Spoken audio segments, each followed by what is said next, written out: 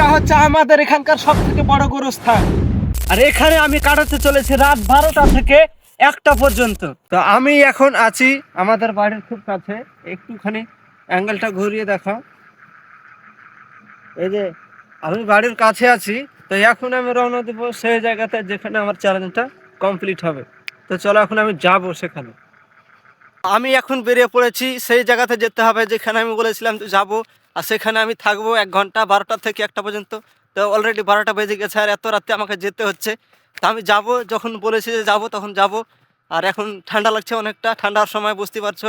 তো দেখি আমি কতদূর যেতে পারি, বা যাব, যেতেই হবে আমাকে, এটা কমপ্লিট করতে হবে। তো আমি যাবো আর তোমাদেরকে ভিডিও করে করে দেখাবো। এই যে দেখো অনেক দূরে দেখতে পাচ্ছ যে লাইটিং জ্বলছে, অনেকটা দূরে থেকে চলে এসেছি আমি। তো অনেকটা দূরে আসার পর ভিডিওটা বানাচ্ছি, যে তোমাদেরকে একটু দেখা যাক এটা কি দেখা যায়। এই যে দেখতে পাচ্ছ অনেক দূরে লাইটিং জ্বলছে, তো তোমরা দেখো অবস্থাটা কি। আমি সেই জায়গাতে এসেছি, দেখো সরষের ভুঁয়ে পর্যন্ত চলে এসেছি, মানে আমি ফাঁকা জায়গাটা পার করেছি যেখানে আমাদের ধানের জমি ছিল।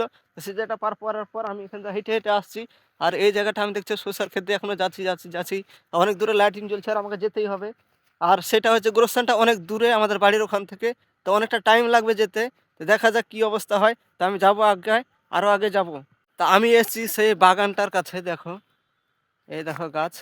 তো সেই বাগানটার কাছে আমি চলে এসেছি, আমাকে এখনও অনেকটা যেতে হবে। তো আমি যাব অবশ্যই, আর সেখানে কিছুক্ষণ হয়তো থাকবো, যেহেতু 1 ঘন্টার মধ্যে আমাকে আসার পথটা নিয়ে 1 ঘন্টা, সেখানে হয়তো যা 10 মিনিট 15 মিনিট থাকতে হয়। আমি ওখানে থাকবো, থাকার পর ওখানে 1 ঘন্টা কমপ্লিট হবে, তারপর আমি তোমাদের কাছে আবার বাড়ি আমি ফিরে আসবো।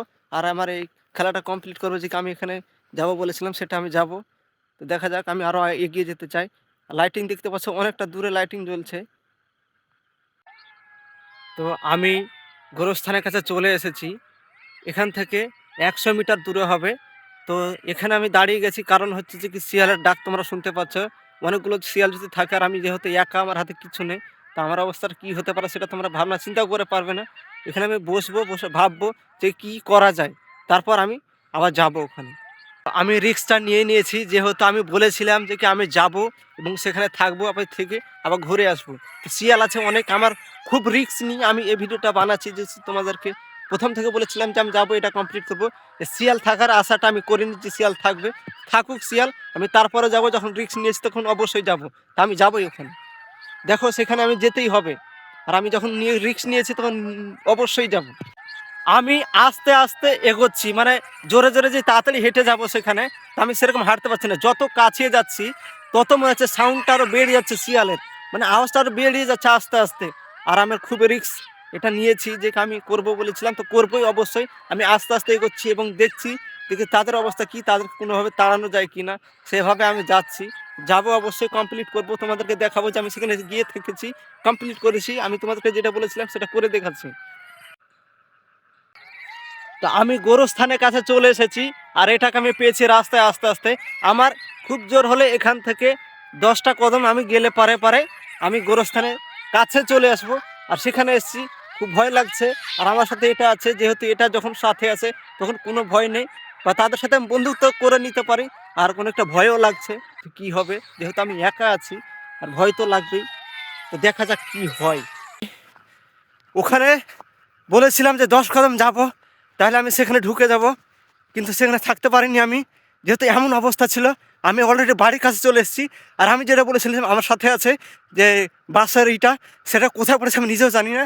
মানে ঢুকার সময় এমন অবস্থা হয়েছে যে আমি সেখানে যে থাকতে পারিনি, সঙ্গে সঙ্গে আমাকে চলে আসতে হয়েছে।